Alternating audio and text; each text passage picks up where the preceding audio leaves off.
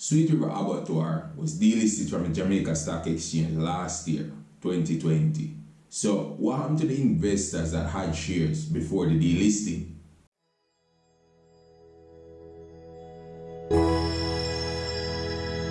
What's up guys, welcome back to my channel. As you all know, I'm Jamie, but if you're new, please subscribe, turn on your post notification so that way you don't miss when I upload any of my new videos. If you want, you can also connect with me now on my social media at Radcliffe. The link to my Instagram page is in the description below. Sweet River Abattoir was delisted effective February 10th, 2020 by the Jamaica Stock Exchange. They were delisted because of failure to remedy certain board level and financial requirement breaches. So at this point, the stock could no longer be traded on the Jamaica Stock Exchange, and investors that were in with almost no way to get out. For those who don't know, Sweet River was in the business of meat processing.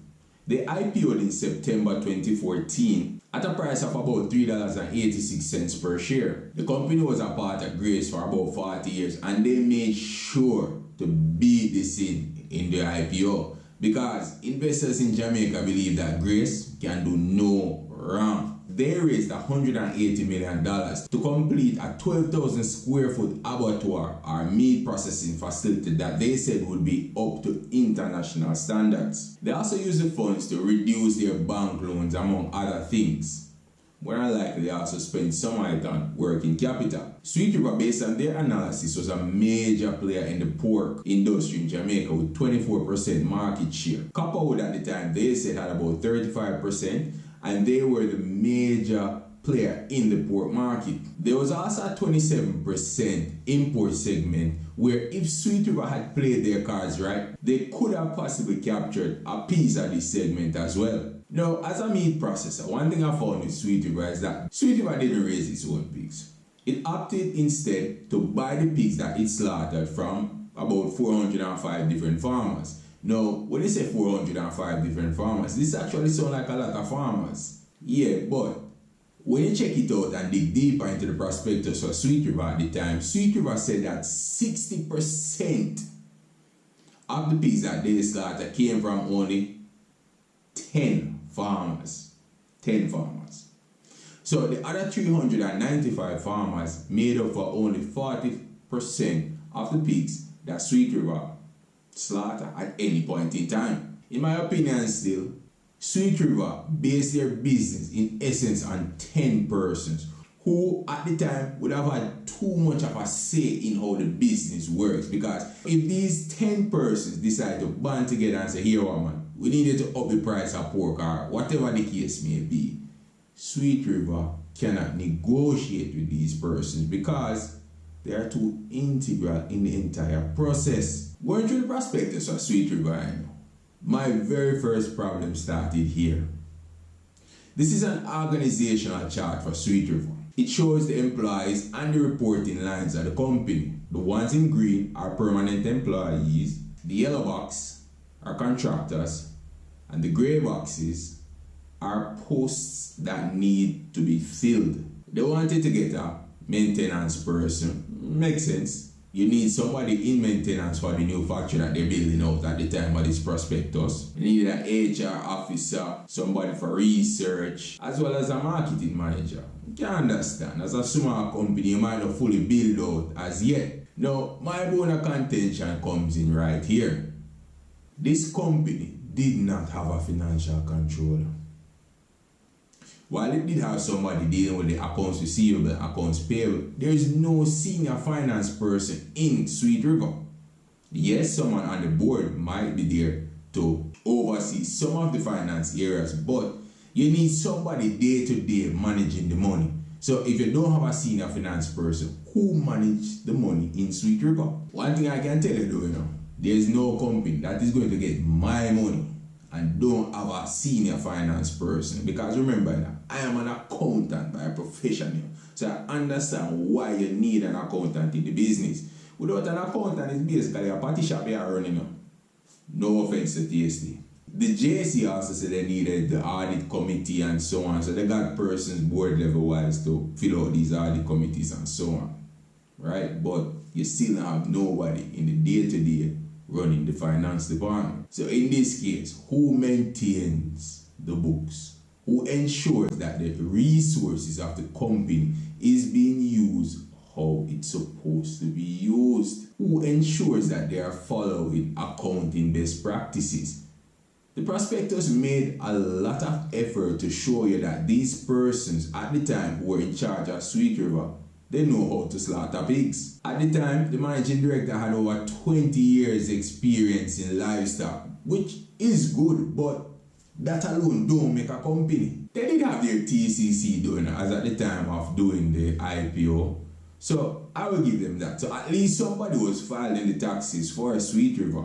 So they were up to date with the government at the time. When I was researching Sweet River, I noticed in 2016, their first quarter financials were late. It might not really mean nothing at the time, but you see, me as an accountant, and you don't have an accounting person at the time, but still I go look into them things. Because I invest my money knowing that you don't have a financial controller. So these are things that I am going to be looking out for.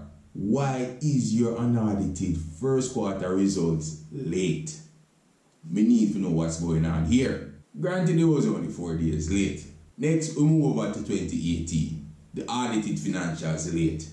Now, when me say audited financials late, and at the time it was late by about 6 months, in my mind, I say, oh no. Audits are run based on time. The longer an auditor is in your building or in your company, the more it's going to cost you. So anybody wants to get rid of an auditor as quickly as possible. Plus, some of them kind of annoying, so you want them to go back down to where you come from and get out of my building. So you're going to try to give them all of the information that they need as quickly as possible. And for an auditor to take 6 months, it means that they are not comfortable with the information that you are providing to them as a company. Don't get me wrong, I love auditors. When I'm looking at my financials for companies I want to invest in, I need to know what the auditor is saying. So the auditors, though I don't like them in my company as an accountant because they kind of stress me out sometimes, but they're still good. I want to know what their opinion of the company is. So for Sweet River, when I read the 2018 audited financials, one of the first things that stood out to me is that Sweet River did not have a formal system of internal controls. And this just means that people just basically do what they want. And one of the persons we normally try to use to set up internal control is, you guessed it, the financial controller. So all of this are going on and everything are going on. I say, alright, but still a whole lot come out. So possibly Sweet River will rebound at some point in time. Move over to 2019. The audited financials late. Again. 1 more year late. Consecutive years, to be honest. And from what I saw, I don't even think they submitted an audited financials for 2019 because they were delisted in February 2020. Granted, financials due from March. But this is also where it gets interesting. In 2019, the managing director was arrested. According to the company, he was arrested wrongfully. Now, they're saying that the managing director is the one that actually goes around to each of these pig farmers and decide on the price that they're going to pay for a pig and all of the contract specifics as it relates to the buying of the pig and how the persons are getting paid. So, he's basically the top negotiator for Sweet River. So, he went out, negotiated with some farmers how much he's going to pay for the pigs and so on, and guess what? The farmers never got paid. So, because he came to their farms, took their pigs and told them that they are going to get paid X, they decided that they were going to sue him. Now, he never spent no long time in a jail and nothing, but he's the one the farmers went after. Sweet River decided that they would pay up them bill and thing and make the man them go about them business and everything was good at the point. But one of the reasons why Sweet River said that they could not have paid the farmers in the first instance is because they needed money to assist with the completion of the new abattoir. Now this is in 2019, this happened. And based on my short memory span, the abattoir was supposed to have been completed in 2014. The IPO money was supposed to have been used to complete the abattoir. So how come in 2019 you're still saying that the abattoir not yet completed, and that you use the money for why you can't pay the money for them big? No make no sense, right? But make us continue and see what happens. Moving along. Right after the information was released that the managing director was arrested, it was also released that the managing director actually resigned in May 2019. And it's like this was the final straw that actually broke the camel's back, because right after the managing director resigned, it's like all of the directors just start go left and right. Everybody just start resign right now. By mid-June, 2 more directors gone. And then to make matters worse, First Global, who Sweet River had one of the largest loan with, decided that they are going to issue a demand notice for their money. Time for pay up. Personally, if me the own shares at this time when First Global say, oh, need my money, me a offload.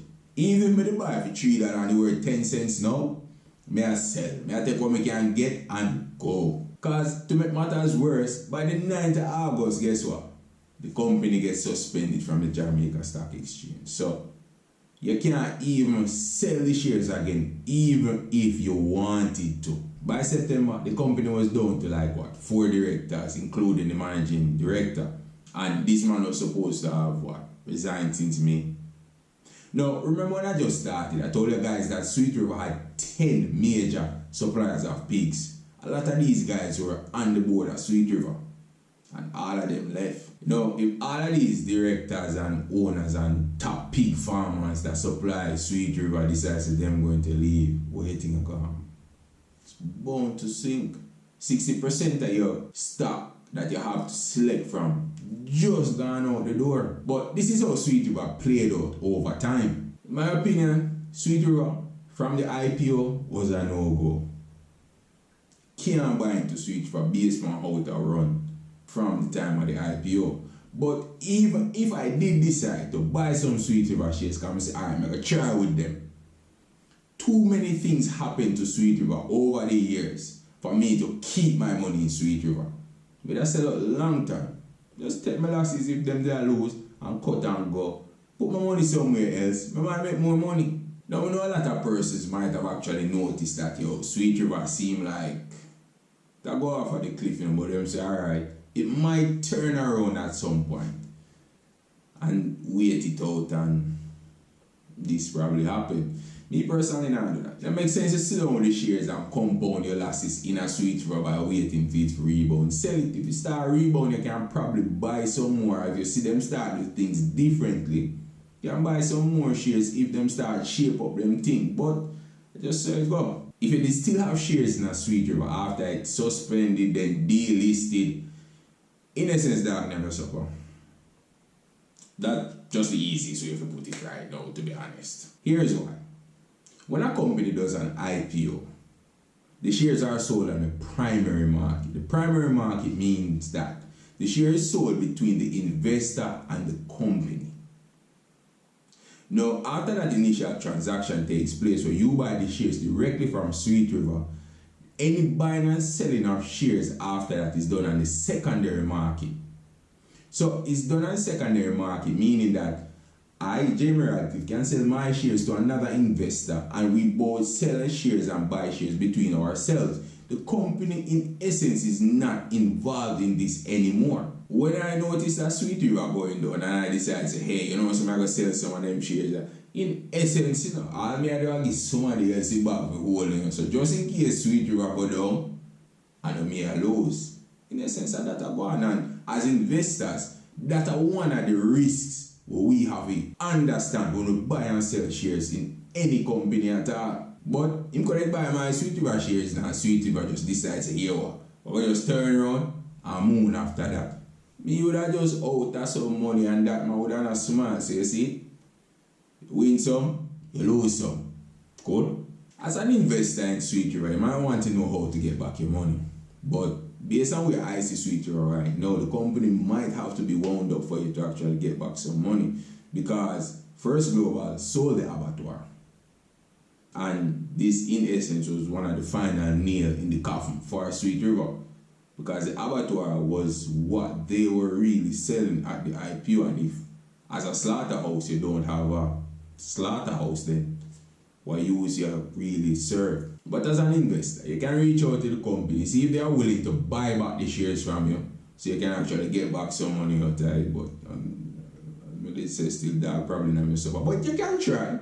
Reach out to them, because this is the only way you might get back some money out of Sweet River, to be honest. Now, thanks for watching, guys. If you like the video, please hit that like button. Subscribe if you're not subscribed yet. Turn on the post notification and them thing. Now, I did this video because I want people to understand, see, when a company is going down, it's not something that just happen overnight. So we all need to monitor the companies that we are invested in. You don't need to get left with a whole bag of worthless shares where you can't do nothing with them ownership in some of these companies. If once it's delisted, you can't sell the shares, you can't do nothing. The most you can do is go to the company. And the only reason a company is delisted is because the corporate governance of the company is not up to par. So watch your companies, guys. Pay attention to what they're doing.